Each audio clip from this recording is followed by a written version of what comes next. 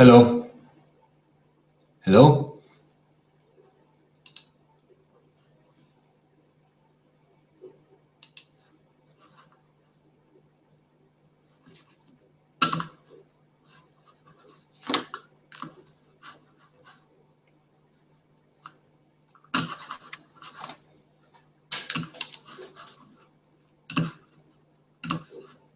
Hello. Hello.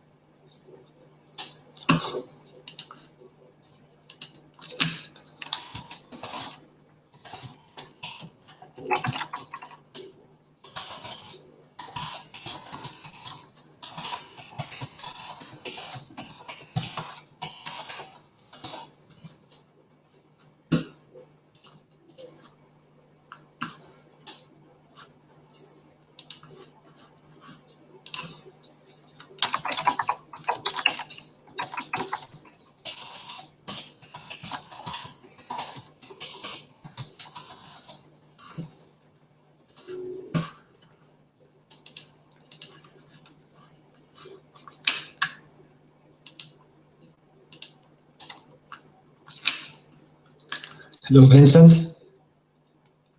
Can you hear me, Vincent?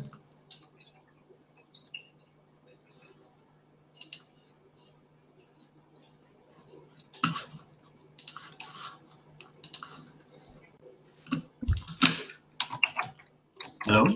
Hey, finally. I'm here. Okay, very nice to hear you. So it means that probably if I send the link to everyone, Yeah, it should work. I think so. I Okay.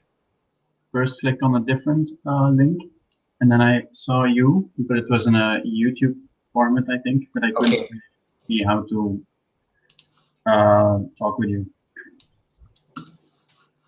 Okay, so I will send an extra email that it should work for everyone following the link I have sent recently.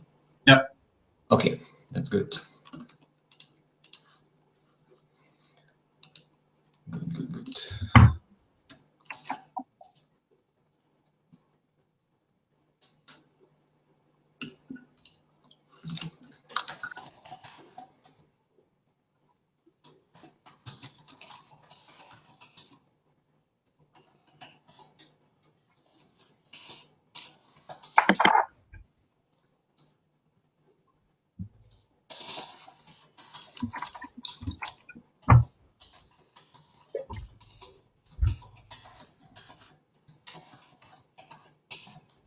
You have the PDF file? Yes, I have it. How can I show it? Maybe if you open it. Yeah. And I don't know if you can see my screen, maybe. I will try to see. I can. Okay, this is my screen now, and you should be able to see here. Do you see? Yeah. You should be able to broadcast yours. Yeah. And if you know, if I speak, I show mine, and if you speak, you show yours. Okay. Okay, so now I should stop. Okay. Maybe you can try to see if yours works. Okay.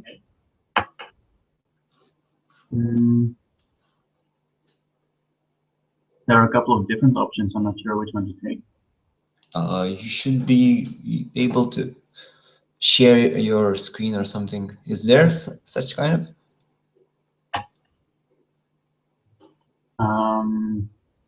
Let's try this one. Yes, I think now I can see it. I now can see like this. Yes. Yeah, I think it works. And yeah, but okay, that's good. How So can maybe I... let's start. Let's do it this way: that you start with your questions, Mm-hmm. and I will do with mine. Yeah, yeah. Good.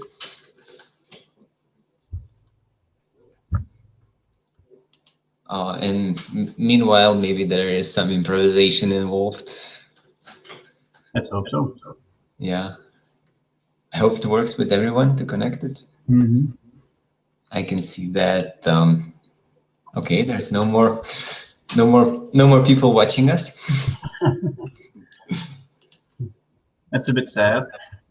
Okay. Yeah. But you know, it's scheduled in 10 minutes, so it's okay. That's good.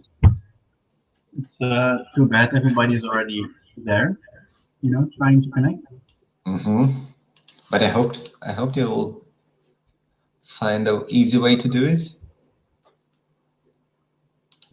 But when at the beginning with an invitation, it was a different link, right? I think so, yes. Because I came to a page of Google Hangouts too, but completely different than the one we have now. And I could just see you trying to figure out things, but nothing else. I mean, there was no button. Wait, something came from Lieven.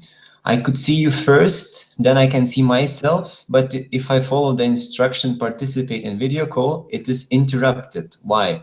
Please give us step-by-step instructions, or why not switch to normal Skype? Okay, that's weird. Normally it should work very easily. Okay. When you receive my link, what happens to you? Maybe you can send the step-by-step instructions on to the email to everyone. Okay, but I think it just worked quite. Exactly, I think it should work.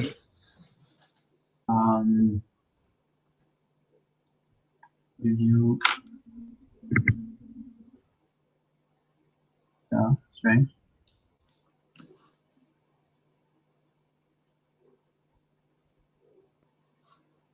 Strange, it doesn't work. That's strange. I will click myself out of the conversation and then try to join the link again and see what I'm doing to join it, and then I will write a message to everybody. Okay, that's great. See you in a minute. Mm-hmm.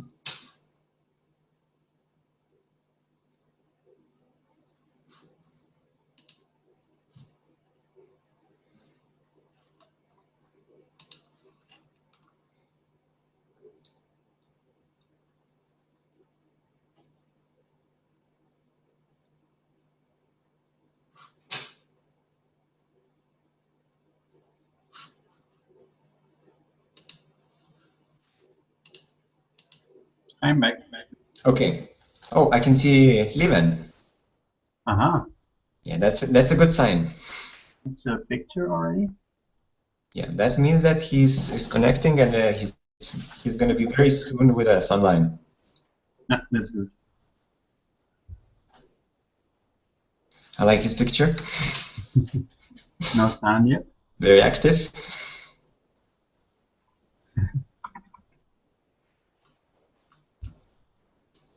Yeah. And something. Yes. Hello. Hello. Nice to finally hear you. Yes, sorry, it took a long time to connect. I don't know, it has to do with my ignorance with this technology. I'm also very sorry about the time delay that you have to experience due to the time changes. Oh yeah, no, that's what I figured at some point that something had happened. But are all of you are ready? Vincent and me are ready, and I see that Lieven is also connected. But we Okay, can. yes, I am connected, but unfortunately only via my old computer, which has no has no camera. So that's a bit of a because we didn't want us to see you after you drank your margarita. Yes, exactly. Yes, no, I am of course so ugly that I don't want you to see me. That's true. But I think that works very well for you. It's so great to see your voice. Well, no, but I mean it's very strange because I could see you, but and on my tablet I could see then myself, but when I linked, I saw myself. Then it was saying, do you want to, in Dutch, what do you want to partake or participate in a video conversation? And I of course said yes, and then it switched off. Very strange, no? But anyhow, I mean, I don't think it's too important that you can see me. It would be more animated, but it's fine. I know. It is very frustrating. I know. I am an avid and how do I say, convinced Skyper. So I think visuals are important. Yes. So we can try again if you tell me what to do with my tablet, because it is linked. I follow the link, so I'll follow it again. Then I see myself. Then it says partake to video conversation, and then I do video conversation and say woof. Yeah, it doesn't connect. So there must be something that I don't. The only thing I can suggest is if you now withdraw yourself from the conversation and then log yourself in again.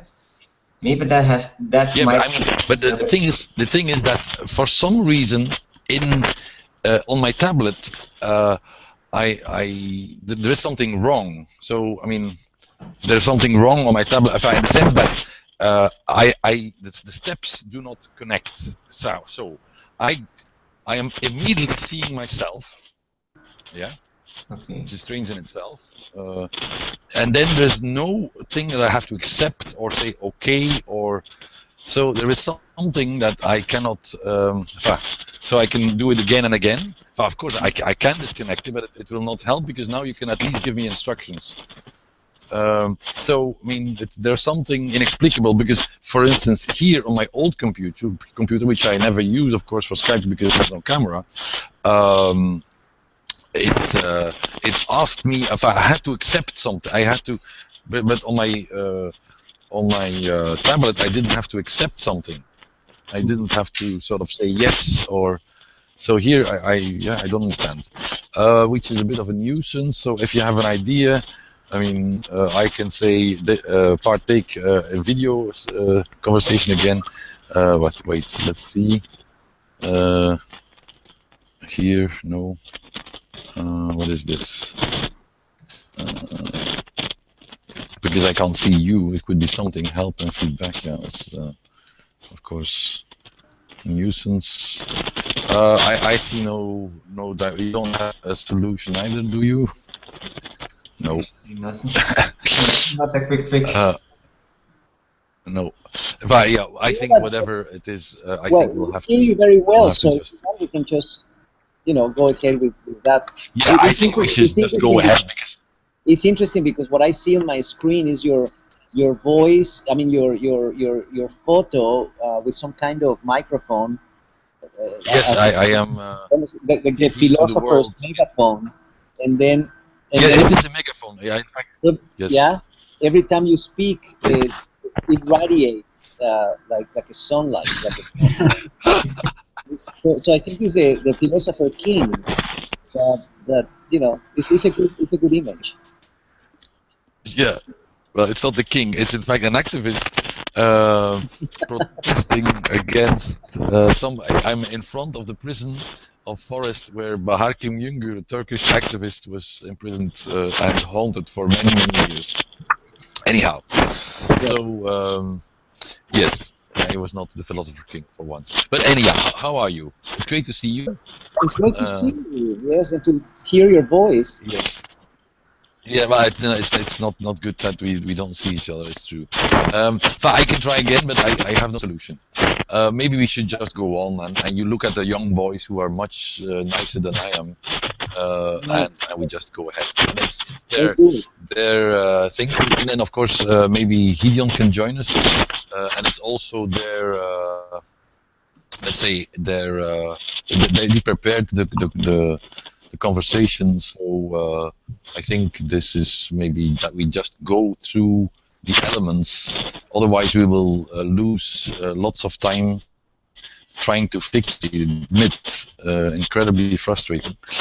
But it's life. I mean, it's small fish in comparison to other things that happens today, of course. I have written 2 pieces, in fact. The whole day was taken up by writing on the events. Enfin, not on the events, but on the background. So we could, whatever, if I give it to you guys to start. I think you made quite a good preparation. So we could go through it. Did you send it to Teddy? No. Maybe I would send. I mean, because it's quite complex, the whole thing. If you now send it to, because then we can sort of go up and take it as a sort of structure to start to talk. No, so that the top down bottom up thing. Shall I start reading? Did you send it already? So Teddy can maybe check.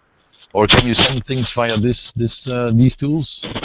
Maybe it's best if I send it via email. Yeah. Yes. So just yes. I'll start to read. Just we lose no time. Okay. So I start to read the bottom up, the top down, bottom up. The outcome of architectural research regarding informality is often a documentation of the ingenuity of people living in informal conditions, romanticizing poverty and not addressing the causes and the problems that shape this informality.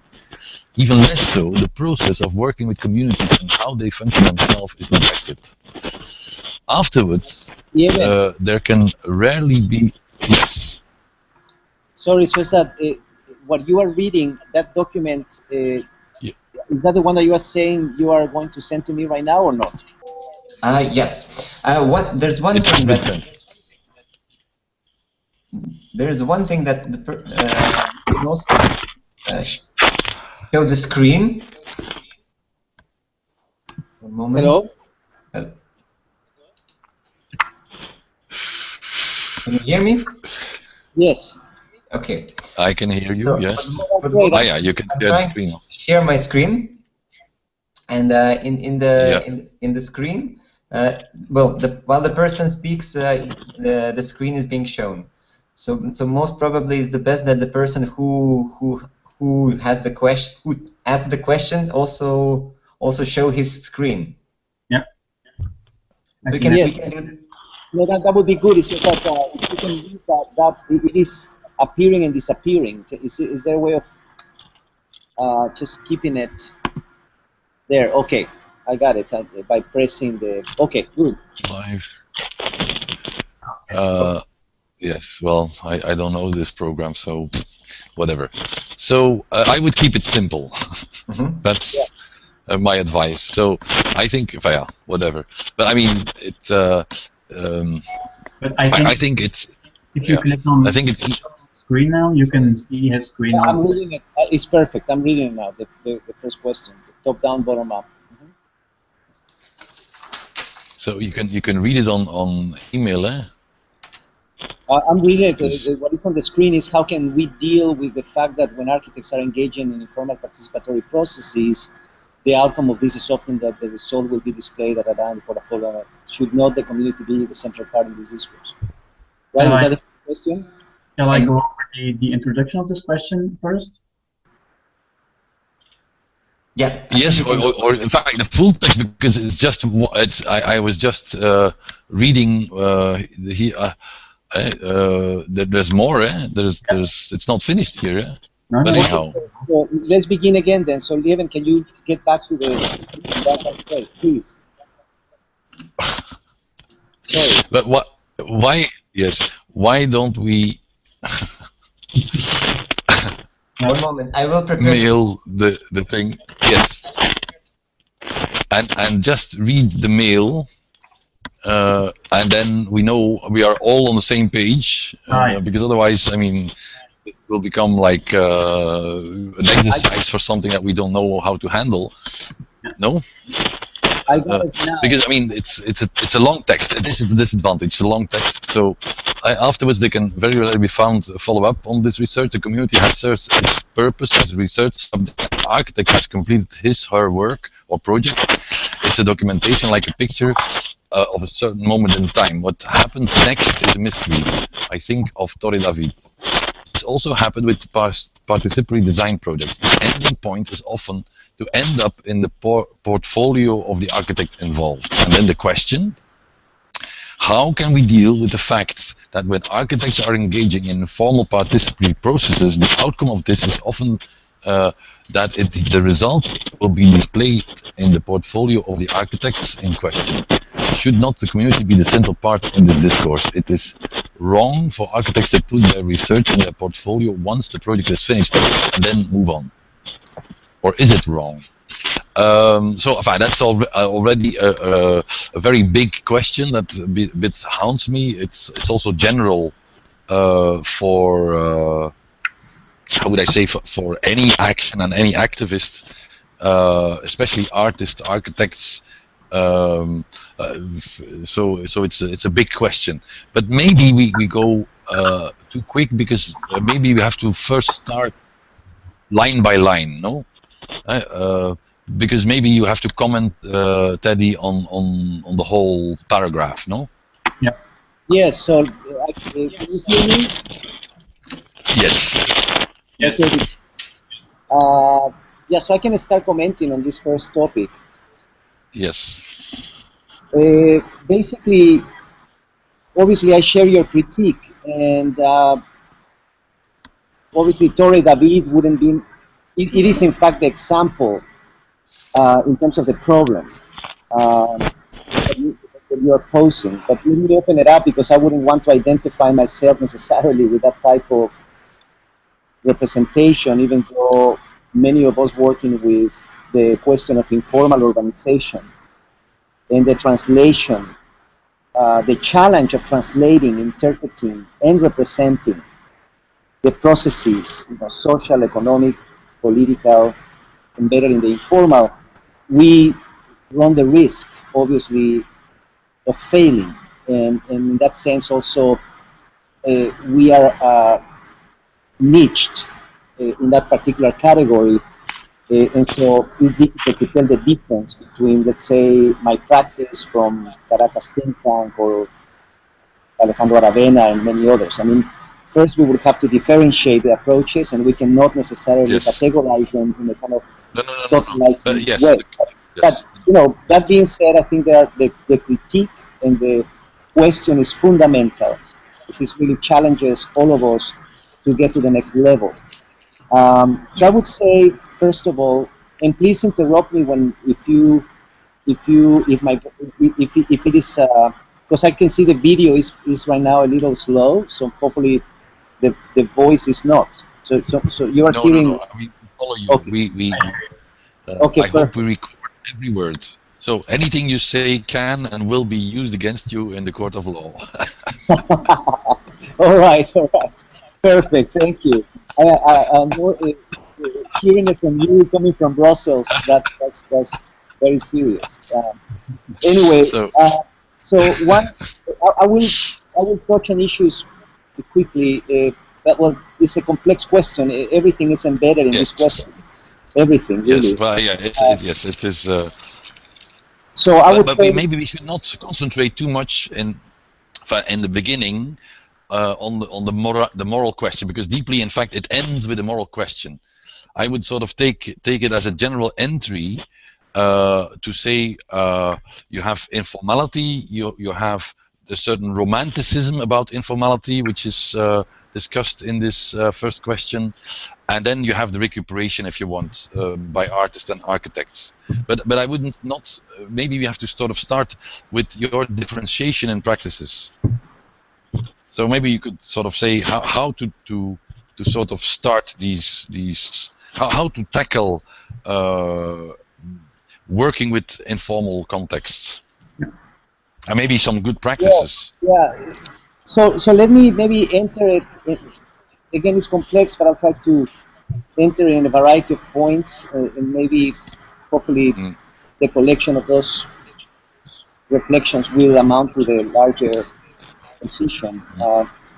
So on one hand, I understand my own desires in terms of a research-based practice to really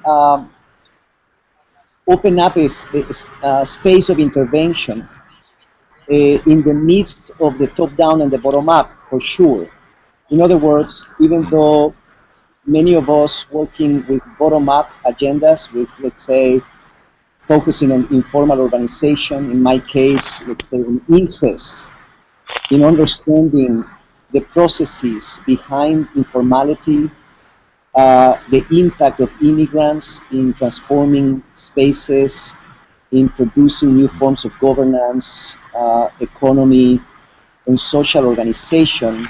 In other words, the idea that the informal is less an aesthetic category, but a praxis, really is not only focusing on the bottom-up on its own, but in fact intervening in producing new interfaces between the top-down and the bottom-up. In other words, I'm interested in a practice of not only of intervention into those modalities, but in a process of translation of some of those practices, so that I can begin to represent them not as pretty pictures, but as how would I call it, as devices that can enable us to rethink top-down policy. In other words, I'm interested in the journey from the bottom up upwards to transform institutions. And I think that that journey sometimes is not really addressed by many of us in a more sort of committed way. So the issue I'm bringing up is that in recent years I've been interested in an institutional project as well. Many times, some of us, again, risking the romanticization of the informal, which I will talk about later a bit more, tend to really be, in general, let's say, activists are mistrustful of institutions. I many times have said that what links the extreme left and the extreme right, at least in the United States right now, is their mistrust of government.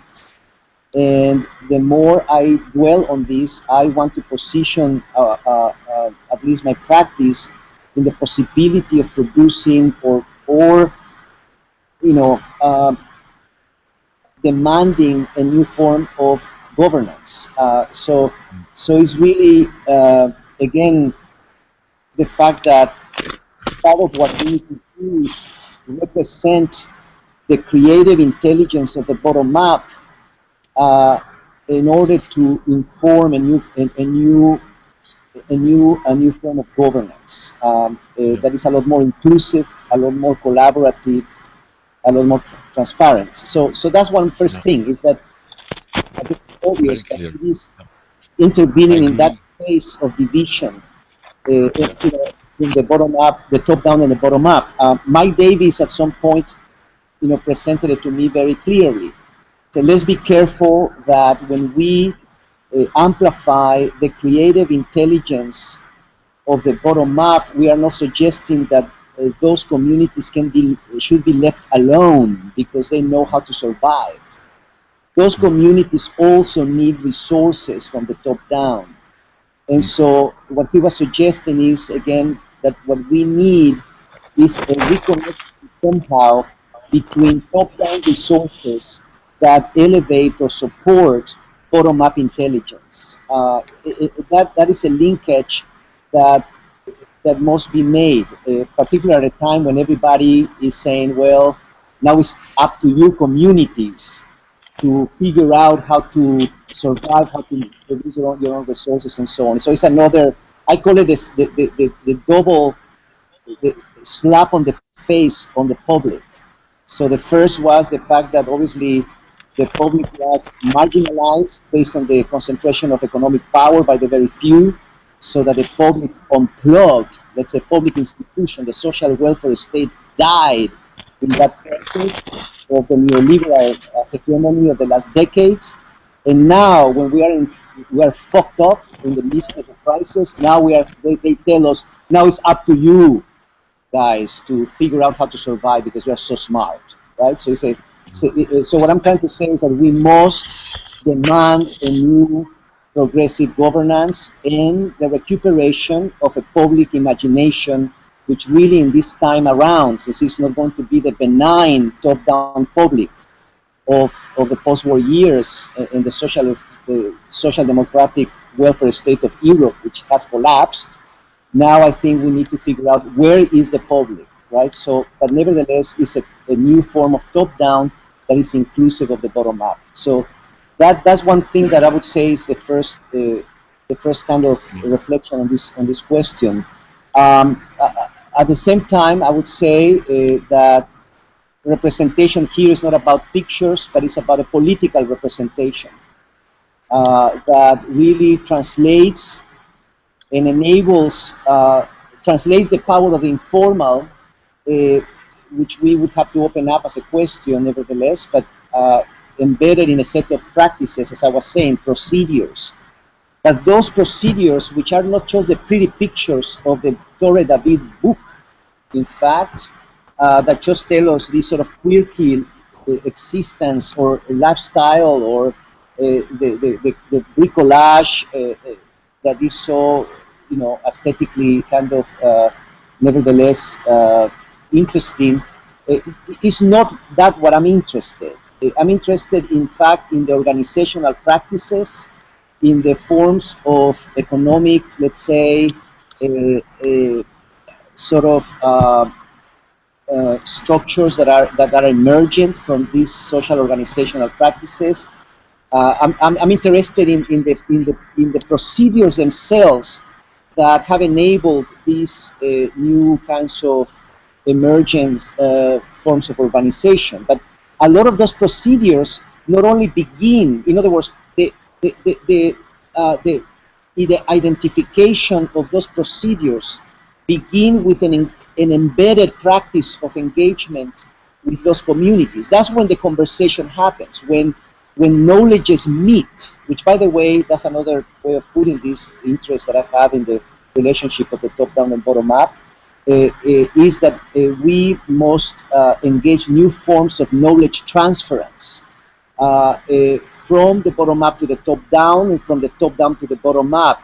Some of us in our practices become interlocutors, facilitators of that knowledge transference. I many times say that the crisis today is a crisis of knowledge transference. And so in a sense, we are trying to figure out how to produce a sort of knowledge exchange, a kind of circulation of knowledges. But those knowledges meet in ways that are also contested.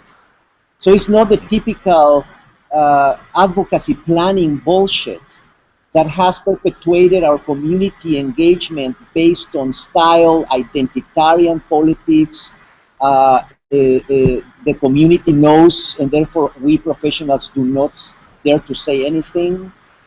In fact, it is about a more contested exchange of knowledges where new forms of possibility emerge. You see what I'm trying to say? So many times in the workshops we participate, in the pedagogical processes we create with our partners in the communities, attempt to really get to critically open up many concepts, whether problematizing our understanding of density, of justice, of land use. And so what I'm trying to say is that at the base of the notion of participation is not just to say to the communities, tell us what you want, because many times the communities do not know what they want. They are busy surviving. And so in that exchange, we might begin to extract some interesting concepts that are brought by us in a more top-down way, by the way, and that they push back at us in a more bottom-up kind of sensibility. Right? Who the fuck are you to tell me this, Yes, and that? but maybe it's useful. Yes, maybe it's useful to give an example of where this transfer of knowledge worked. I mean, to make it more concrete, I'm with you. I can even apply it to things I have been involved in. But yeah. So by the way, I was just talking about the different phases that are involved in this journey, because all of this is process based, and in a set of contested moments. Some of them in the beginning, because when you're saying, well, shouldn't the community be part of this? Well, of course they are, but they are in a particular area of the process where the exchanges occur, which I will give a couple of examples. But there is a point, by the way, when the translation of those premises might begin to enter more in the realm of us as architects, right? Where we begin to translate, produce maybe new forms of visualization, to come back to the community, to then begin to open up further some of these concepts.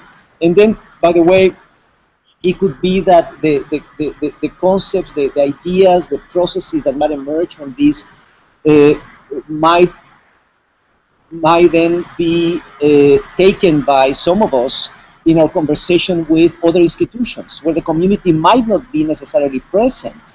But at that point, we become the political representatives of the community with that information. And so in other words, it's not that one-dimensional or black and white, let's say, where, it's a process of, meandering through these different thresholds, how would I call it, and so on. Anyway, again, one of the examples that comes to mind is of a few years ago. Even though there are more current examples, I will tell you a project that we opened up recently, which in fact links my university, where I teach, with marginalized communities on both sides of the border, in a project that we have called Community Stations, which is pretty much a kind of reciprocal knowledge platform. So we're interested in a knowledge exchange corridor, let's say, but we are interested in bringing the socio-political and economic knowledge of the community into the university, in fact, to reorganize our teaching and research. We've made a case for that. So we're co-producing programming with our community partners. And that has produced very interesting projects to research with the community a variety of issues that are embedded in those environments. But I'll mention that if you want further. But the point is that, the story I told you many years ago about, which is maybe the most illustrative, even though there have been many of these, but the moment when the very notion of density was completely, opened up in my mind, not by my own research, but my encounter with these residents, this non-profit organization I work with in San Isidro, right, where the non-profit, which is rooted in the community, had been engaging the community in very successful ways. So, by the way, practices in my case depend on that collaboration with those non-profits, which I've called mediating agencies. That more and more, I think, top-down institutions, whether universities, professional practices, government, they need collaborators on the ground. So it's about this new form of alliance, right? And so mainly because these non-profits have the capacity to summon the community. So not Casa Familiar, the non-profit I have been working with, they have the capacity to create these monthly workshops with the community. But in many ways, their agendas or their methods to engage the community, while interesting, lacked a certain, how would I call it, sophistication, conceptually, let's say, right? When talking about ideas of the politics of the urbanization. So this is what I'm saying, that also the knowledge of non-profits needs to be opened up and problematized. So that, for example, this nonprofit, whenever talking about urban development, they would be focusing on style, right? So in what style should we build our buildings, right? Should be looking like Aztec pyramids, or should be looking like Mexican facades painted with purple and pink, right? The whole discourse was all located on identitarian politics packaged by architectural style. And when we came to talk to them about problematizing that, we say, without compromising or denigrating the idea of the tradition, aesthetics, cultural patterns, let's just now, instead of talking about identity as packaged by images, let's begin to move towards the categories that have been absent of the discussion, particularly socioeconomic issues. So we began to co-produce a series of workshops that would open up and problematize questions, for example, what is density? So this is what I mentioned to you a long time ago when basically we had to design a series of games to look at the nature of a block in that neighborhood, and incrementally many of the people who participated, from residents from the community, particularly an older lady who I never will forget, who after a series of kind of exchanges, we begin to suggest how how the block is pretty much functioning, and at some point she realizes and she says, that the houses in those. Sorry, maybe I should just tell you specifically the story because I'm trying to summarize it and I'm taking longer. I mean, in reality, we brought a game made of a block, a board, houses made of wood, trees, cars, and I was in charge of one of the tables, and I asked the audience, residents from the community, to deploy in that block 15 units of housing, as any developer would, or any government agency. Obviously, they freaked out. They didn't know how to begin, and this lady took a piece of wood representing a house and put it in one parcel, and then another piece of wood and put it in another parcel, and another piece of wood put it in another parcel. So she reproduced the nature of her existing block here in suburban America. One little house in one parcel. And then somebody else said, well, what would happen if two of those wood blocks can be brought together in a zero setback so that the two neighbors can share the property line to construct an extra unit for an extended family? And somebody said, well, what about then connecting that to the alley behind, which is right now forgotten? And all of a sudden, people began to get excited and filled up the whole block with a lot more wood. And so the lady said in Spanish, I cannot believe that these houses are selfish. Talking about her own block. And then she said, I remember when I used to be in Mexico, in Guadalajara, Mexico. Now I remember when I was a kid, she said. I lived in a block where there were not individual buildings. It was a larger building, she said. But inside that building there were patios and there were corridors and she began to produce, in her own words, the first definition of density that emerged from that exchange. That density is not about objects but about spaces. She said it. And the other thing that she said was that density was about neighborhood collaboration at the scale of the block. So this is where I then translated that density cannot be anymore measured by an amount of things per area, but in fact by an amount of social exchanges per area. She provided that reflection in that exchange. That to me is the most important example. There are others, and I know that you knew about this example. Another quickly point now recently in this new project called the Community Stations, where we are creating public spaces in those marginalized neighborhoods in collaboration with our community partners. The public spaces that educate, basically. It's a knowledge kind of production agenda. We've been trying to produce projects where the community participates in identifying and producing new evidence for the type of, how would I call it, the type of phenomena that the city planning agencies are not considering. So in one of those neighborhoods, which is a 85,000 people slum in Tijuana, which where we did the last political equator, by the way, the slum, which crashes against the border wall, is at a higher elevation than the slum is basically crashing against the wall, and on the other side of the wall, on the US, there is an estuary, which is a very precious environmental zone. But after Homeland Security built a new wall, every time it rains, there is a lot of trash that is moving from the slum into the estuary, contaminating it. So a lot of that contamination has been prompted, ironically, by the construction of the new border wall.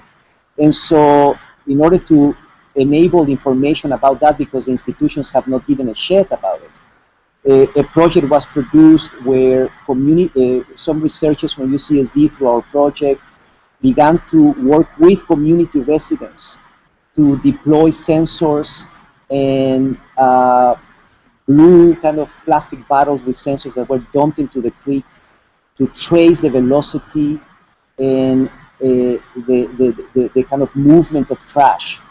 And the blue bottles began to appear on the other side across the wall. So for the first time, data was produced, evidence was produced that trash was moving across the border. And with that evidence, the community had a tool to request and demand from government certain levels of action. So what I'm trying to say is that another aspect of this exchange of knowledge is democratizing science, democratizing aspects of our research that would not have been able to happen without the collaboration of the bottom up and the production again of new evidentiary material. So, but there are other examples. But it's very good example, in fact, of how scientific research and knowledge can help to empower a community. Yes, and from there, obviously, how the community represents politically that condition. But so was there another? Oops, was there? So maybe this is a very good first round. So maybe we should move on a bit. But we could, of course, yes, if we.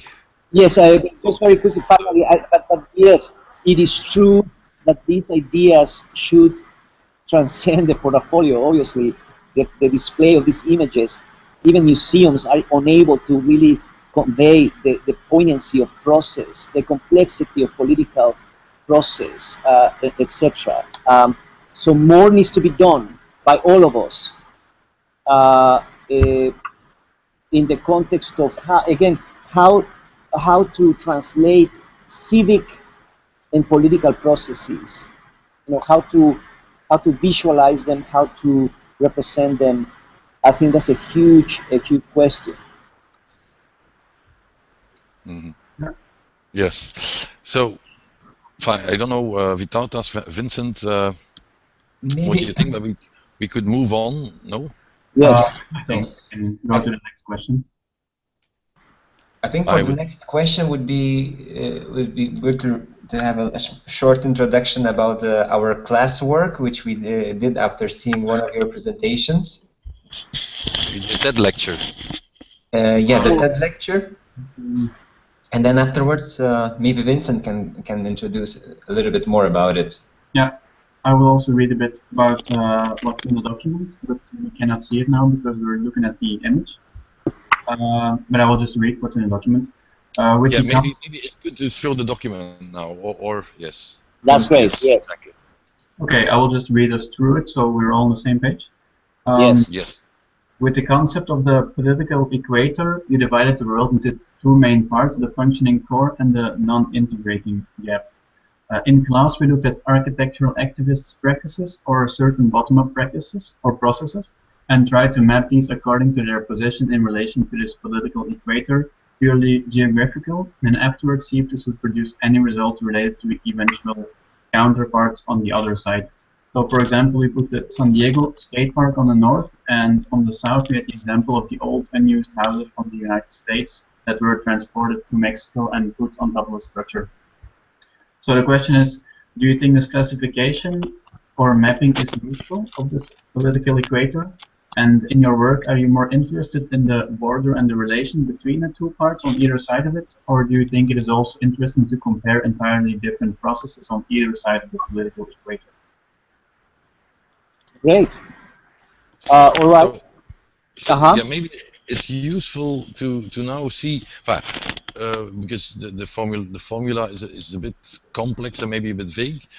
What I remember, and maybe now it's not unuseful to show the thing in class, that in fact, as we were trying to take this political equator, let's say, seriously or literally, that we saw that some practices can switch places. That some practices that were let's say informal, some of them were also in fact like for instance the skate park in Brussels was in fact also made bottom up. So that maybe the sort of clear-cut division is not always the case. No? Am I sort of summarizing this right, or do you, Vincent and Vytautas, have anything to add to make us to make it more clear what our problem? We were delighted because it was a very good presentation that Vytautas and Vincent gave on the political equator. But it was in fact our discovery that this political equator is of course crucial and interesting, but maybe when you look at examples that it's less clear, no? Yeah.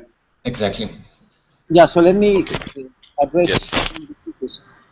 let's say, first of all, obviously it's a point of entry into a variety of concepts, and I think that already enables a kind of usefulness, let's say, for many of us architects or practitioners, etc., to confront our own practice. Our own practice becomes a site of intervention. We need to produce the types of provocations that push us. So the political equator was simply that at some point, when I was basically trying to figure out how to make a case to produce a new, more critical correspondence between the local and the global, between my interest in radicalizing for a moment my own locality, trying to bring into attention that we needed to look at the specificity of this geography of conflict and its issues in order to be better equipped to talk about global dynamics. I'm saying that because, as you can imagine, we teach in universities who continue to be enamored and infatuated with the global as a site of intervention, and many times those universities do not give a shit about the regions they occupy. They see the local as provincial, they see the local as lacking instrumentality, etc. So, because I've devoted my practice in a masochistic way to this locality, meaning very much in relationship to two marginalized neighborhoods on both sides of the border in the last years, yes. I was convinced that and this is where an image would be useful, San Isidro on the other side of the checkpoint, and Laureles Canyon on the Tijuana side, also next to the checkpoint, two communities that are divided by the wall, and sandwiching both of them adjacent to this estuary that has been the location of the political equator also. So when you look at those three characters, San Isidro to the north is the first immigrant neighborhood into the US. Laureles to the south is the last slum of Latin America crashing against the US border wall. And the Tijuana River estuary, this environmental zone, which is very important because it's part of the national watershed system that has been compromised by the presence of Homeland Security. And then you see the wall itself as an act of militarization of the nation state. In less than a mile radius, we can find every single issue at stake today in the debate of urbanization and social, and the question of inequality and social justice. Informal urbanization, militarization, environmentalism, immigration, socioeconomic inequality, the politics of outsourcing and the installation of tax havens like Tijuana to bring multinationals to exploit cheap labor. All the issues are in less than a mile radius. So the argument was, can we say that from the vantage point of this very specific geography of conflict, of these marginalized border neighborhoods, we can begin to imagine global governance? That was the impetus of the political equator, right? So that what is happening here is reproduced everywhere. But by intervening specifically in these environments, specific stakeholders, non-profits, institutions, governments, dynamics, all these social political actors, by engaging a process of sort of understanding the nature of this, we could better be, we can be more accurate about how we talk about these other places in the world where these conditions are reproduced. So that's when this political equator emerged, because Tijuana San Diego is connected to the other checkpoints, most intensive checkpoints in the world. As you know, now probably the most intensive is the Strait of Gibraltar, as you experience, but also the Israeli-Palestinian border and so on. Yes. So it's a point of entry into, and by the way, risking, because I knew that it's not black and white, right? It's not about dividing the world, us versus them, even though it was a very important provocation at the time, because after 9/11, as continues to be the case today, the world is divided, obviously. In a moment of unprecedented socioeconomic inequality, not only in the US, but everywhere, the division is between wealth and poverty. And continues to be between so it's a questioning of the very nature of power and the concentration of power. But anyway, at the same time, the unprecedented flow of immigrants in one direction, and on the other direction, the dismantling of centers of manufacturing everywhere in the wealthy economies of the US and Europe in order to seek the cheap labor markets of the global South. That continues to be relevant, right? So people I think in one direction, and out of the politics of outsourcing, the kind of service-oriented economies that began to damage many communities that were more productive in the US, etc. So anyway, all of this is interrelated. But at the end of the day, what the political equator was seeking, I think in more pointed, clear ways, were two issues. One, reorganizing our conversation by, in fact, inserting that debate in the very specificity of those landscapes of conflict, so that the political equator became a nomadic conference, not in the university, not in the auditorium, not in the municipality, it was trying to enter into those jurisdictions of power that where all those landscapes of conflict were just experientially, by being there and by summoning a variety of stakeholders, we could do what Chantal Mouffe opened up beautifully, engage a more agonistic way of intervening by, in fact, confronting the hegemony of institutions, the kind of institutional power, by bringing a variety of stakeholders to discuss the issues, but in situ, in that midst of, of these conditions. So the political equator 3, which I wish you could have been here, and Lieven, I want to introduce you later to Fona Foreman, who is a political theorist as well, because we want to bring you for the 4th one.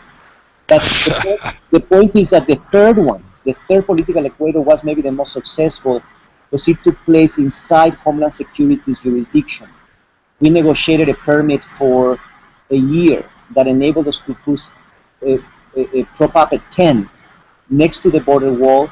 Homeland Security activists from both sides of the border, the former mayor of Medellin, the mayor's offices from Tijuana, San Diego, academic, scholars, artists. We convened 300 plus people, supported by models, visualizations of the conflict between the slum and the estuary. And not only that, and there's a video somewhere online where after the forum, we were able to transform, we got a special permission from Homeland Security to cross the border through a drain that was built as part of the new wall, transforming the drain into an official port of entry for 24 hours, from the estuary into the slum. So they stamped our passports on the other side, and so all of this enabled the visualization of that place of collision between the slum, the wall, and the natural zone. Anyway, long story. What I'm trying to say is that was it filmed? Yes, it was filmed. Yeah, so it would be fantastic to Google some footage. Political Equator 3. Yes. Border drain crossing. Anyway, Homeland Security allowed us to do it. It was unprecedented. Only if Mexican immigration would be waiting for us on the south end of the tunnel to stamp our passports as we were entering Mexico. And as they were stamping our passports, people could witness how the sewer and the contamination was moving from the slum into the estuary. It was the first time that it was brought into the attention of the mayor's offices on both sides of the border, and also it became a beautiful sort of moment of provocation, because we were able to really open up a topic that has been very current in a project we are developing with former mayor of Bogotá, Antanas Mocus, the question of the cross-border citizen. This idea of citizenship is less based on the nation state or the imposition of administrative boundaries, and more around issues of common concern, shared values, shared interests between these two cities. So that we were arguing that the watershed system was a common asset to the two cities. We were arguing that intervening in the slum or engaging the slum and the communities in the slum would be a way of protecting the estuary. So this idea that global zones in the political equator are not only environments where we visualize the mechanism of institutional power that have perpetuated these divisions, but also understand border zones as incredible laboratories for producing new forms of interdependence, strategies of interdependence. And so that's what, so I was saying the political equator became a nomadic conference to produce new forms of evidence and engagement in collaboration with our nonprofit partners that always engage the institutions of power to negotiate this public space as a space of contestation and debate. But on the other, it became, and if this is something that is still would be great to amplify more, it became a point of entry into other geographies of conflict in the world. So in that sense, the political equator is not a flat line, but a more distributed line across the world. Obviously, I'm talking about the many architectural practices, art practices that are distributed around the world, trying to engage their own geographies of conflict, and whose methods and approaches have been transformed by, engaging that local crisis. And so one project I would love to do is eventually map that political equator as a practice atlas of these environments, but not only profiling the practices, but the issues embedded in each of those, localities. A dream would be that with you and others, Lieven, we could do a political equator that actually takes place in at least the 3 of those environments: Tijuana, San Diego, Ceuta and Melilla, and Israel, Palestine, and that we summon practices and communities to come together in each of those environments to open up, the debate in similar ways that we've done here. Yes, but I think we have to now go to Greece to confront. I think Ceuta and Melilla is now. It's not. How would I say the best spot now? I think. No, you're right. You're right. The issue. I don't know. I mean, it would be Idomena or Lampedusa or other spots. Enfin, this is to be debated. But I think your sketch of the stakes of the political equator are very clear. So our question was a bit premature. It's in fact a tiny little question that we just discovered. So, but it was a very good, I think, sketch of the sort of stake of the political equator as a process and also as a concept. No, a concept that you can take almost anywhere. You could say you can take the political equator to the jungle of Calais. You can take it anywhere where these many questions of border migrants, but also indeed environmental problems, etc., etc., and this sort of fact that which is now obscenely clear in Europe. That if you don't have the right passport, you are in fact delivered to bare life. You're not even a human in a sense, no. So I think I mean this is very clear in a sense that the political equator still stands in a way. It is movable, but it still stands. It is still a concept that we can and should use to understand our world. I fully agree. Right. Because it is these zones where you can clearer than anywhere see what our world is all about and what is the sort of the backside of our world, which indeed most people do not ever see or sort of like in Israel. People never go to the West Bank. It's even forbidden for Israeli residents. They never go to Hebron. They don't see these places. And I do think that bringing these spaces to attention gives us a much better view of what our world really is. Yes. So yeah, Lieven, thank you. That makes sense.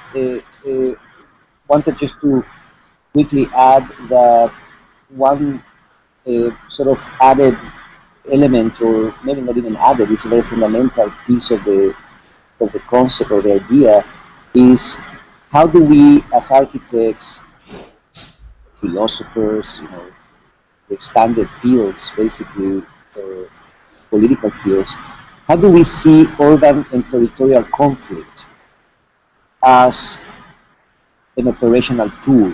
That has been a question that the political equator opened up. So it really has to do with rethinking our own education and practice, research, as departing from the understanding or kind of a new understanding, new engagement of conflict itself and the visualization of conflict, to reorganize our methods. I think that's also another part that is definitely, part of this project, right? And because that means that activists might not just be, it might not be enough just that showing to the plaza to protest, but that we need to gain a new type of intelligence in understanding the conditions themselves that produce the conflict in the first place. And those institutional mechanisms become material for engagement.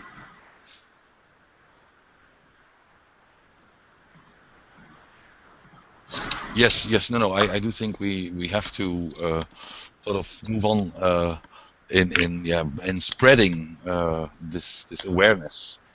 We will maybe make plans later. Maybe it is useful to move on a bit in the list, because it's a long list. Oh my God. Vitautas and Vincent how many more questions are there? 5 6 in total. All right, so let's be more efficient. Yeah. So I will try yes, to be no, more. but I think, I think we can skip point 3. In fact, you got the mail, eh? Or we can show it on the screen. Point 3 is a bit specific on toestand. I can maybe summarize it in the sense that many organizations, this was toestand, it's not important what it is. It's a bottom-up initiative of some youngsters, but they were so good. They were occupying empty spaces. They were doing actions. They were working with neighborhoods people. They were organizing parties. Then they sort of managed to have a place, and now there's 8 people working. But the question is, I mean, now you feel that as they are paid by the government, that they become, how would I say, that they lost a little bit of their freedom to speak up against power, so to speak, to really be frank about the situation. They are now, as they are paid by the government to do their social work and their sort of social artistic projects, they lose their freedom to really be political. So what I mean, maybe you can be short on this, eh? I would say very quickly that it's a big question about how a moment of protest can transcend into committed processes that assure the legitimacy of the political project while enabling, enabling a level of accountability also to be behind the change, the transformation. I'm saying this in the context of the unfortunate sort of examples we've had, let's say, Occupy in Wall Street, fundamental moment of obviously visualizing the issues or, bringing into public awareness much of this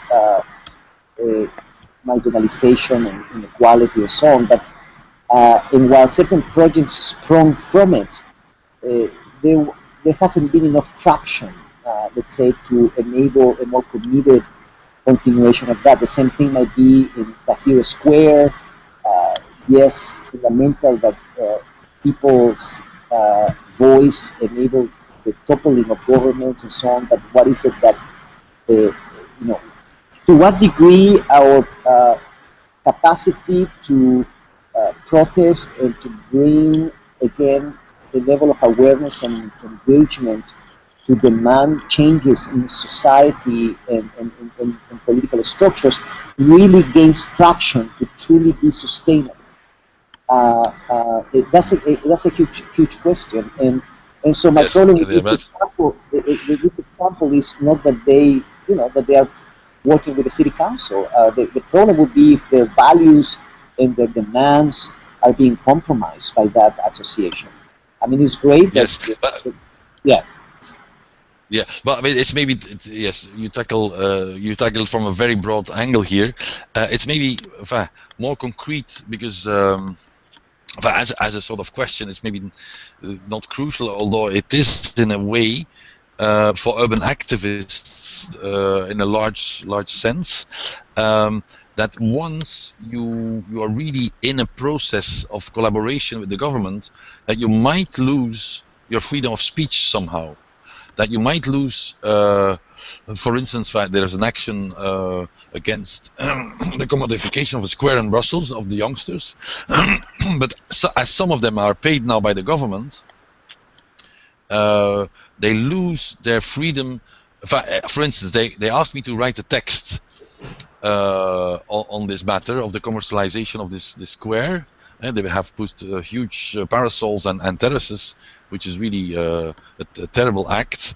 In fact, it's small, of course, small fish in comparison with all the horrors in the world, but still it's quite shocking in a way, because the youngsters are sent away. They have erased the public benches, so it's really a battle on a Belgian scale, if you want, very small and petty in a way, but the youngsters, like my daughters and some of my students, do not give in, and they are right, that suddenly you see, and there's the question for you, that you lose your freedom of speech. Have you ever have it that you had said that you had to sort of censor yourself because of your position in a sort of ongoing process, that you would compromise by speaking out? Right. I mean, obviously, that's a more complete question, no? I would say the reflection that comes from this is that obviously there are a variety of challenges. I mean, sometimes I feel that a lot of the activism that occurs in Europe around these issues becomes a way of sort of trying to, I don't want to, maybe it's difficult to go there. I mean, I think just speak out. No, it's just that it's different to talk about putting benches in a public space that does not have capacities for a little bit more of idiosyncrasy, eccentricity, diversity. So sometimes I think a lot of these social projects in Europe become a little too much this sort of carnivalesque kind of moments where we just want to produce a bit of euphoria and sort of, which is about the urgency of inclusion, right? But it's different to the demands of a community for self-sustainability. It's different for the demands of a community to survive sometimes, or to change fundamentally land use practices that have been. So what I'm trying to say is that there are degrees of what is it that what is it that we are. What is it ultimately the demand, right? And at that point, but let's get Europe. I mean, because you're completely right. This is petty stuff. So the example is maybe, but forget the example.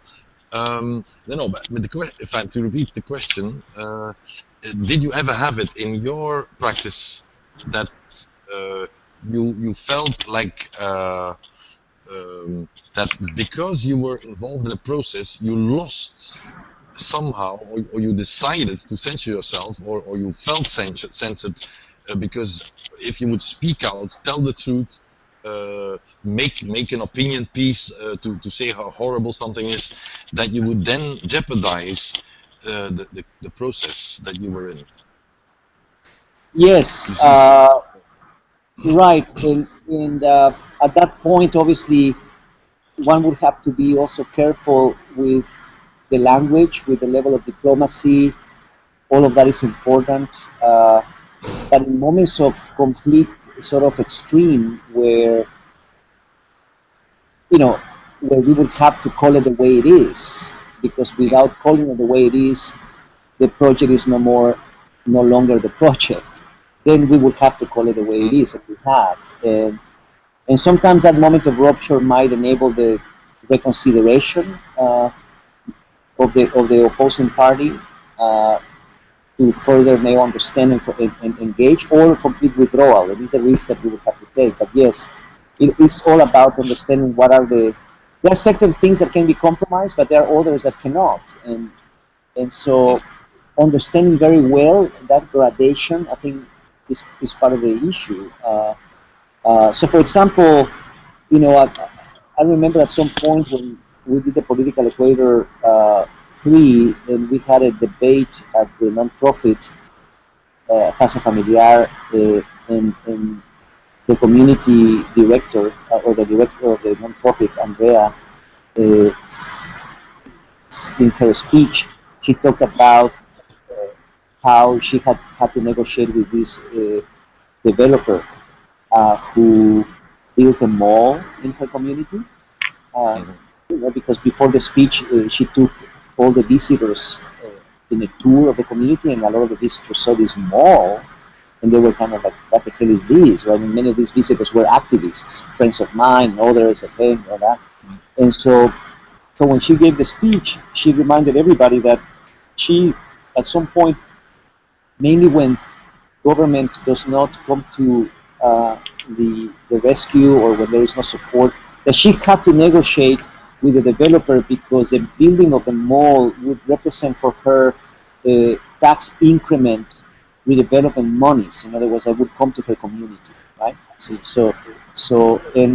at that point, Miguel, out of all people, who is like has a big mouth and sometimes has taken this issue of activism or sort of to other girls. But anyway, the point is that he stood up, like telling her that she was wrong, that she should have never negotiated with her. And so I saw in that polarization two moments of, in my mind, naivete, right? On one hand, the activist saying that she needed to negotiate with the developer, but not pushing the developer to reimagine his recipe, right? In terms of what can the mold be other than the typical stupid.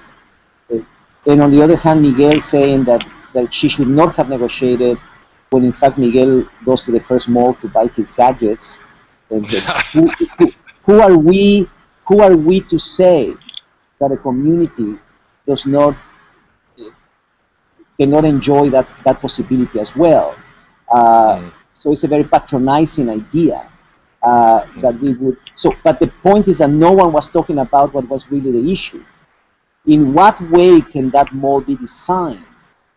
And in what way can the mall engage local programs?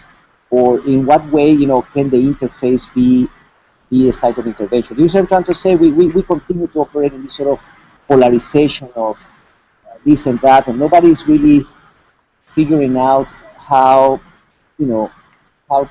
it's a different level of mediation, basically. Yeah. Okay, I think this is, sorry.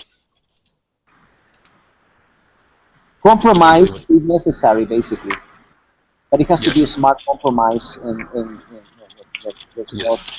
yes. I'm mostly on the side of those who just go on, but I mean, you just speak the truth to power. But I do agree that in reality, if you want to get something done, you have to go for compromise.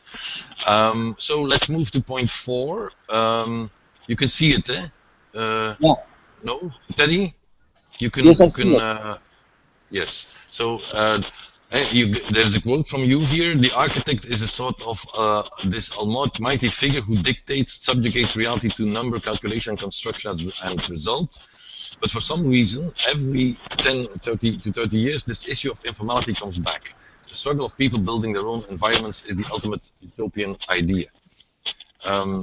So here we get back, maybe you don't need to say too much, because in fact this idea of informality we have discussed at length. I don't know if anything, so the question was, how can informality be empowered by the means of the architect and by any other means like policymakers in terms of micro and at macro level, and why is the struggle is referred to as utopian? So maybe the quote is, I don't know the quote origin, but anyhow, if you briefly can sort of maybe just to add more to this quote, is that I took it from the book Massive Change, and it was followed by the article about properties and ownerships, which leads us to the question number 5. But at the very last moment, it says that the struggle of people building their own environment is the ultimate utopian idea. And for me, I wanted to double check it with you. How do you see the people building their own environment as utopian idea? Well, it happens informally. So. So in reality, there is an aspect of the historic avant-garde, if I can call it that way, and maybe not so much the historic avant-garde, but maybe by that I mean the early 20th century, but maybe more the post-war neo-avant-garde movements. Let's particularly name situationism for a moment. The incredible references to Charles Fourier in understanding a kind of possibility to reimagine environment, space, configuration based on social relations that inspires somebody like Constant to imagine New Babylon, or the construction of the city as being an incremental process organized around, social relations. So it's sort of a kind of bottom-up sensibility, and in that sense, it has informed my curiosity in the research and the study of informal settlements as, in fact, the physicalization of such theories. The idea that also when we think infrastructurally, in maybe via somebody like Stan Allen, who at some point really brought up in a very beautiful way that infrastructure is not a top-down instrumental kind of system that imposes itself in reality or on reality, but in fact infrastructure is a mediatory differential system that mediates the formal and informal, the large and the small, that really is about time as material, sort of a temporalization of space, the possibility of environments to transform and adapt. That's what really should inform our idea of infrastructure, instead of just thinking of infrastructure as this totalizing, autonomous, self-referential thing. So that's what I mean, is that there has been in the most sort of utopian strand or sort of line of thinking in terms of in architecture and infrastructural thinkers and social utopians, the possibility of a more bottom-up sensibility that enables space to to adapt, to transform, to etc., and to be organized around a lot of other factors, many other factors beyond the structural, self-referential systems of architecture with capital A. So it's really a kind of critique of the autonomy of building that is imposed on the reality, on the kind of social, economic, political reality of the bottom-up. And so in my mind, the most utopian project today would be projects that in fact emerge from that relationship again, right? Yes, the need for a macro idea at times of organization, but that is informed fundamentally by the idiosyncrasy and the nuanced sort of, kind of bottom-up structures. And so that's really what I meant there. And of course, it's a critique of many stances in architecture today. I wrote, and I'll send it to you, Lieven, and to both of you as well, a very critical article about parametricism and I hate it too. Yes. I call it. I'll send it to you because I think I made a case there for what I'm trying to say right now. Obviously, it's a critique of top-down sort of agenda. Totally on the same page here. I think you explained it very well, in a sense that, in a sense. And by the, yeah. And by the way, that's just really a more, also a more critical standpoint in the context again of our understanding of the avant-garde, which maybe is not part of the question here, but I think that this is what I find strange about some of the new projects that camouflage themselves as, or sort of new projects that are being sold to us as the most innovative or most, radical, pointing at the kind of leadership of architecture or, the creative intelligence of architecture today. These projects, what bothers me the most is that they are so apolitical and they are so distanced from the kind of societal, urgencies, and so in a sense, they have become the very emblems of a neoliberal ideology of urbanization. So you know what I'm saying. So while in reality the true kind of avant-garde movements that inspired many of us never distance themselves from the socio-political. The relationship of art and everyday life, the relationship of aesthetic production to to intertwine and relate to social and economic and political realities was the DNA of of those avant-garde movements, in a sense, Yes. right? So that's what I mean in confronting top-down, bottom-up. Is that No. Well, you could, yes. I cannot resist here. Let's go. You could say, yes, but this we don't have the time here nor the space for a whole colloquium on the avant-garde. But you could say what the situationists and Constant, in a sense, did on paper. What you and other practices do is put it now into reality, because they claim to be preoccupied by the social and the informal and the bottom-up, but neither the situationists nor Constant, just to take these two, otherwise it becomes a bit too vague, maybe, our references. I think they're good references, so I support the sympathy for these endeavors. You could call Jona Friedman another one, but this was really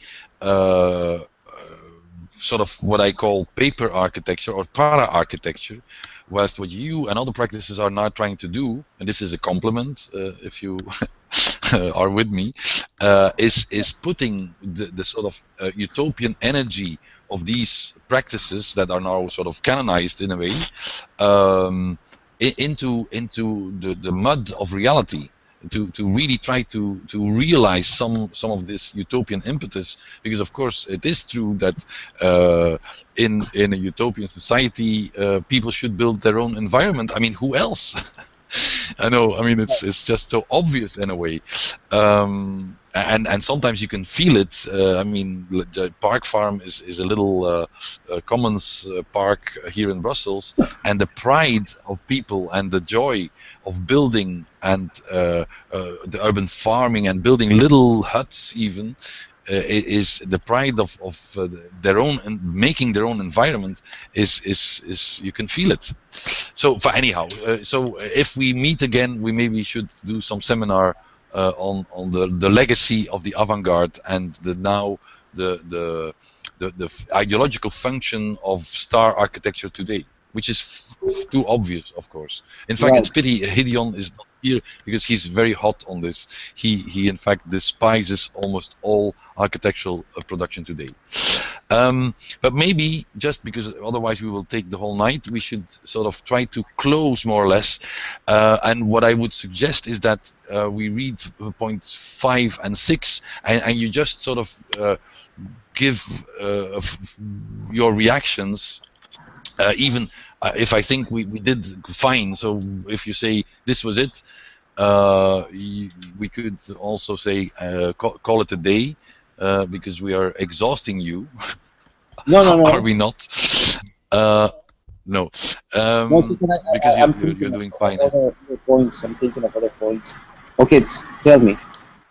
Yes, but I mean, of course, we could dwell on the utopian thing, because it's a very nice quote. It's true, but maybe we should move on, because I think what you said on the utopian is clear, and I think we can type it out or somehow sort of give it back to you in a way, and give it back to the world. We can just read point 5 and see what happens. The need to reinvent new modes of property, and with them new conditions of ownership, is more evident now than ever before. This is not to say that we should go back to the 60s idea of co-op housing. in that model, though people share ownership of units, it remains the static ownership of things. They don't share resources or the means of production. What kind of reinvention do you see as a new kind of property? For instance, the property in Cuba is starting to go back into private hands, but it also created infrastructural maintenance problems in these shantytowns. How do you see the shared ownership conditions? Well, this is a big one, so I'm not sure if we can tackle this. There is, of course, much more of sort of experiments in new forms of co-ownership and commons and CLTs, which is community land trust.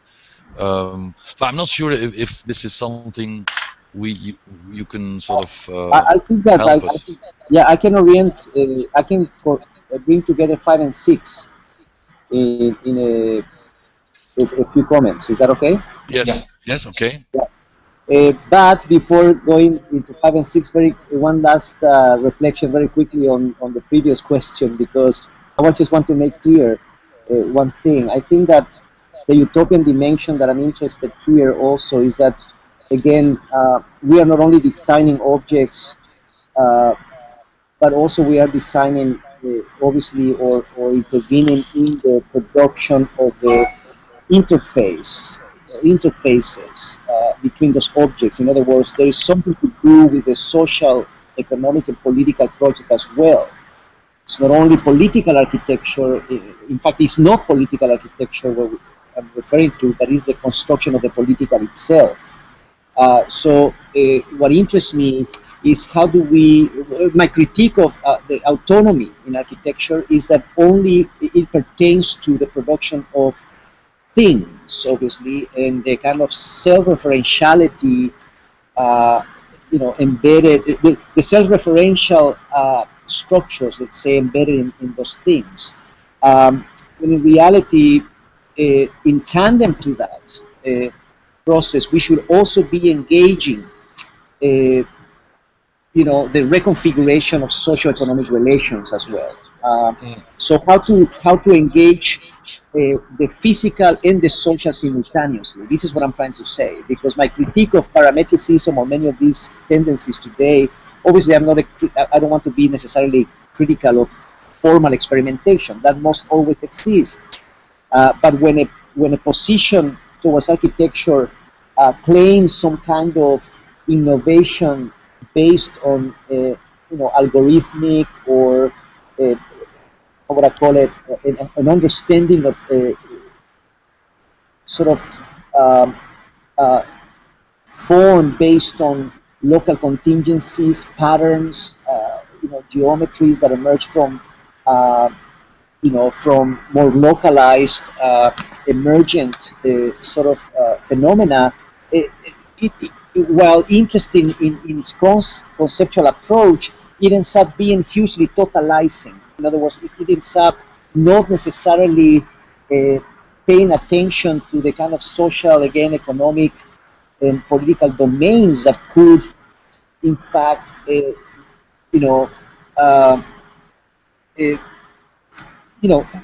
could in fact make it a lot more, respond to its own premise. I'm now getting maybe confused here. What I'm trying to say is, what I'm trying to say is. But I understand you. Let me put it in more clear terms. It's a critique of autonomy, basically. Today, as before, in many instances, in fact, the fantastic image of Le Corbusier beginning the Siam Congresses, the first image he put on the board was not the image, it was not really the image of architecture, it was really a diagram, a kind of battleground to engage the political itself, to really engage housing and the economy of housing. So it's very difficult to imagine advancing our debate in terms of the role of architecture today without contacting those domains that have been peripheral, to design, political, economic, social. And so what bothers me the most about many of these contemporary, seemingly avant-garde architectures is their almost ideological hatred of the political and of the social in the sense. But maybe the political not that much, because they are basically in alliance with what we call loosely the 1%. The client of these architectures is the 1%, whether the oligarchies, the dictatorships, or the autocracies, or the corporate power that endorses these works of architecture, right? So yes, they're being political. Maybe it's naive of me to say that they are not being political, but in that sense, they are really endorsing. And you're getting more critical as you speak on. I do agree. I mean, this is one of the Achilles heels, if you want, of architecture in history, and it's very sharp today. That it is on the side of money, and mostly of big money. Right. That's true. Yeah. So who is the client for these architectures is an important question, and obviously before, when there was a more robust and progressive, social democratic welfare state, the client was the public institution, whether in a New Deal in the U.S. or in Europe. So it was a very different sensibility of architects responding to that. So it's not just architects that have been hooked up, but it's a fact that the institutions that would propel a very different political economy of the city that benefits the public is absent. But finally, very quickly, again, I want to make a case for this, and hopefully when you translate some of this, it doesn't get lost. All I'm trying to say is that we as architects today, some of us, I don't want to call myself an activist, but interested in these issues, we need to really commit somehow, or being accountable, that it is not only about designing buildings today, but it's about intervening in new socioeconomic and political relations. And that can be also a site of intervention for design. So the physical and the social need to be understood in tandem, and so on. That's all I was trying to say. Okay, very clear. So, do we still have energy for the last points on yes. property? And because we could also say, because it would be a very good point to stop here too, because it's always nice to stop with criticizing architecture as a discipline. So it is possible, if you say, because now we are already more than an hour and a half talking. Oh my God. Okay, so let's see if I can miraculously get to the point in this last question. So basically, obviously, one issue I've been arguing is for a new political language. In this case, we already talked about a new political language that mystifies, that opens up what citizenship is or what zoning is. By the way, I meant to say that recently it's been a revelation to me that zoning needs to be recalibrated, that it has been understood as a punitive tool that prevents socialization, and instead needs to be recuperated as a generative tool that organizes, obviously, activity and assures, economic sort of activity at the local scale. And so, in other words, zoning needs to be instrumentalized in through a very different conceptual framework. Equally, we talk about density. So I'm interested in recalibrating these meanings that have been so understood in such totalizing way across institutions. One of them is ownership as well, obviously, and property. Part of the issue is opening up the question, can a community be the developer of its own house? Right?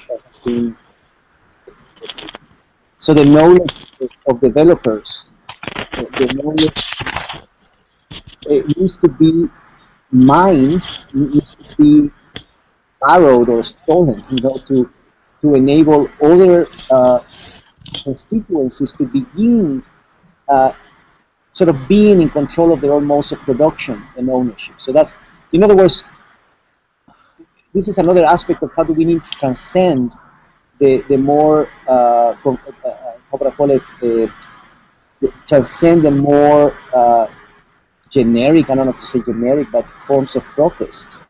So that we are very good at bitching about the problem, but we are not necessarily equipped to transcend the problem by producing more, a lot more intelligent forms of intervention. In other words, as architects, we could become developers of our own work. That has been something that has emerged in my own city very beautifully via a variety of architects. I'm part of that community, but that basically nothing should prevent us at this moment as architects or artists from developing our own work, even within the established structures of lending and of zoning. The discovery of a friend of mine in San Diego here was a very simple one. Our services as architects are already collateral for a construction loan, and if we collaborate, a group of us, in engaging a piece of land in some neighborhoods where it's still affordable, and if we collaborate with the nonprofit that is embedded in that neighborhood to share those benefits, we could very well, in a very clear way, within the existing institutional protocols, be developers of our own work. So that's what I meant also, is that we need to produce and assure new processes that enable us to own those systems and also their capabilities for, again, productivity, right? Socially, economically, and so on. And that was my critique. I was just saying that, wait a minute, when I'm talking about this, it's not just to return to co-op housing, because as we saw probably, or as we can maybe research, there were also problems with co-op housing, because it's not necessarily just owning the housing in a community, but what we need to engage further is how that community organizes itself as well to, to enable its, modes of productivity, right? Programming, social programming, economic, other aspects, right? So it's again making a case for not only owning housing, it's not just units, but it's owning also, or co-owning, the kinds of small infrastructures, spaces where sociability, where productivity can be produced. I mean, that's the reason some of the projects that we've been trying to fight for here are not only made of units, but are made of collective kitchens, are made of open air sort of civic classrooms that are plugged with support, economic and programming, but programs that are co-curated with residents, with community activists, with university researchers, students. So we are in charge also of producing the type of programs in collaboration with others to make those units sustainable. So it's a question of how to transcend the idea of affordable social housing as just an equation of units, but instead how we embed those units within a very local infrastructure of social, cultural, and economic programming in small infrastructures. You see what I'm trying to say? That's what I meant about rethinking ownership and property. Yes. And on the other side of the question is the issue of size. So the issue of alteration of those big houses that you talked about, because what we were saying is that as we then develop or co-develop and co-produce the city with communities, let's say we architects and others, we are working very locally, right? Transforming parcels, and particularly in the context of the US, and particularly in the context of Southern California and San Diego, where those parcels are hugely suburban. as that lady in that example that I gave said, right? One house and one parcel.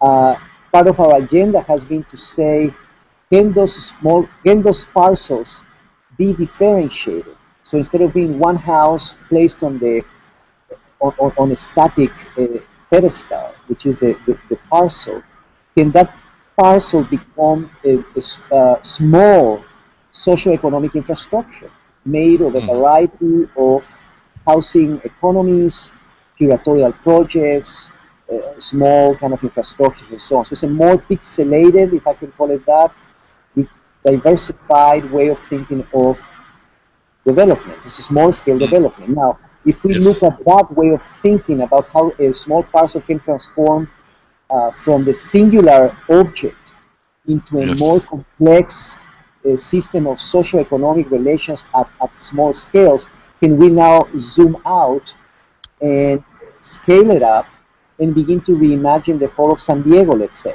How can we retrofit suburbia with a more complex way, let's say, or process to alter the monocultural and mono-use identity of Southern California development, right? So this was a way of saying, can we alter the large with the small?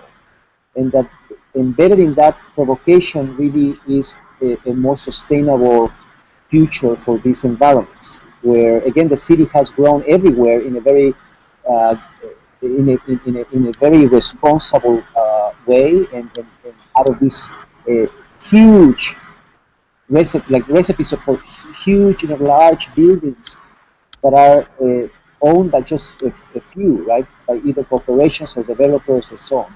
So the idea that these big suburban McMansions in San Diego could eventually, or would eventually, be altered to become 2 or 3 more units, and enabling other types of programs and so on. So this kind of fantastical way of thinking of the future of California as being more complex, that was part of the statement that you read. So that means changing or altering the size of these big parcels into a more, into smaller environments that, by the nature of financing or certain urban policies of land use and so on, might enable communities and neighborhoods to develop themselves at a small scale, incremental, again, development. That was one of the agenda. And then it's very grounded, by the way, on recuperating a history, at least in the United States, in the 50s, 60s, even 70s, where many neighborhoods in the U.S. were developed not by big developers, but by smaller people. The lending and the land use practices of those times enabled the owner of one parcel to construct a duplex, or to construct a triplex or a fourplex, or in Los Angeles there was a typology that was sixplex. And so lending practices and, again, land use enable small-scale development in order to incentivize local, more, the small guy, let's put it that way, to develop. And instead now, because obviously lending, obviously because of the neoliberalization of these processes, made it now impossible for individuals or even communities to do so. Now, the access to these forms of development are only to enabling big developers in big parcels to develop huge projects that are owned by just one entity. So that's what I meant by opening and democratizing forms of ownership and properties, to return to a more, what I would call, emancipatory framework, or financial and land use configurations that open up many more points of access to develop the city with others. Architects, communities, activists could become developers, could have access, to those, to those possibilities. That's, I think, in my mind, that the democratization of the city would have to begin by a new form of more inclusive, small-scale development. Very clear. Yes. So thank you very much, and it's good to see your face again, because we were not see, you were thinking deep away. Yes.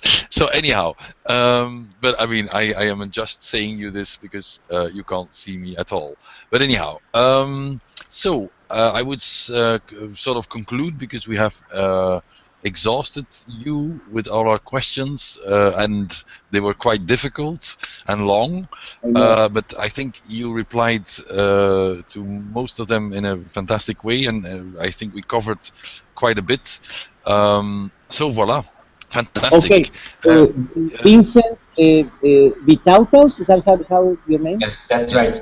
Okay, so nice to meet you, and it's so great that you're working with our crazy philosopher, that, who chose to put a photo where he definitely looks handsome and intelligent.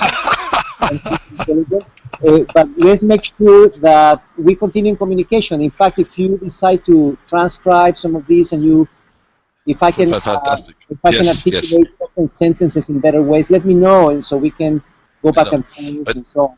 Yes. No. I think there's definitely some fantastic quotes there. The entire conversation, in fact, that I leave to the guys. There's a bit of work to transcribe it, because you are long. We have to say, you are like, wow. I thought I was what we call a speaking waterfall, but I'm an amateur in comparison. But anyhow, but I am an amateur in comparison to you. So how is life? Just 5 seconds. I mean, how are you? How is life? Even if the world is going to pieces, that we all know. I mean, even now Brussels, the most soporific of capitals in the world, has been attacked. But I mean, like private life. How is health? How is how is your wife? Everything stable in a sense. Obviously, Inez, my daughter, is getting to be 20, and my other daughter 14. And so I have to actually call you for some crash course on how to deal with young women teenagers. Okay, let's Skype on this. Yeah, because please, I mean, then we need some support. Yes. Okay. But we will not. Not from a progressive Belgian like you who just smokes pot with her daughter. No, something. Something a little more Republican. Maybe I should call. Let's stop it here. Stop it here now, because the students can hear us. The students can hear us. All right, let's stop it here. Okay, but everything is okay. I need to talk to you later about the project we are working with Antanas Mocus, the former mayor of Bogota, on a special project on citizenship at the border. So it's called the Binational Citizenship Project. And I want to introduce you to Fona, as I mentioned before, so we can figure out how to bring you here. So we'll talk later about that, okay? Okay, let's do it. It was fantastic to meet you. It was a bit difficult technically, but whatever. We are trying to adjust to this age of realized science fiction and cyberpunk in all our own ways. But I mean, anytime, of course, if you have a second, we can keep in touch and have new programs. It would be fantastic. I must say, I have missed you, dear Teddy. Same here. Truly. All right. Okay. See ya. Okay. Bye. Thanks a lot. Bye. See ya. See ya. Bye. Ciao. And sorry for exhausting you. He's gone. Yes. Okay. So Thanks that was it. Yes. Yeah, it was a bit of a pity we were struggling with the technicalities, but anyhow, it went fine. I think he was a bit long in his questions, in responses, but I think I felt that there is quite some material that could be make a great interview. Of course, the image will be totally useless, because most of the time he was invisible. You could see just his forehead in the end, and his skull. It was almost comical, but then I thought, don't say him, because he might sort of lose his concentration, or don't tell him. But so as a maybe the sound could be something that we say, okay, we cut it in sound, but I am not such a technician. That would be another, that we involve somebody from radio and see what the sound could do. But I think the best way, because nobody listens for an hour to anybody, I think still the best way for an interview is to type it out, which is not easy to do. But it's on the other hand, I did it several times. Once you are in it, it's quickly, and you can in fact edit it as you go along. Because of course, I mean, he takes a time to think aloud, but sometimes he's very clear also, and in the end, I think you could make a great interview from this. And now I have to really leave you because I'm hungry like hell. I guess you're not the only one. No. Okay. So you have seen Gideon was in trouble because of the lockdown, so he couldn't join us. He has sent us a mail, which is a bit of a pity, but then he might have made the conversation longer with more questions. So we are secretly happy he was not there, because otherwise it would take the whole night. But I think he'll love many of the things that Teddy said, especially of course against the official architecture. Then Teddy was very sharp on this. He was almost more radical than Gideon on it. So Gideon will love this part of the interview. So be long on that part of the interview. Anyhow, see you. I'm like waving, but you can't see me. But I have now to leave you. And next time, because I want to know why the tablet didn't do it. I mean, it's just completely ridiculous that my tablet could not do it. Maybe you can just take it to the next class, and we can figure out. Yes, we can figure it out. Okay. So see you. Bye. See you. Bye. Bye. Take care. Also, take care, Vincent. And I think we will figure out after we meet how we deal with it. Yeah, it's good. It's fine. Okay. See you later. Bye. Thanks a lot. Have a nice evening. Bye.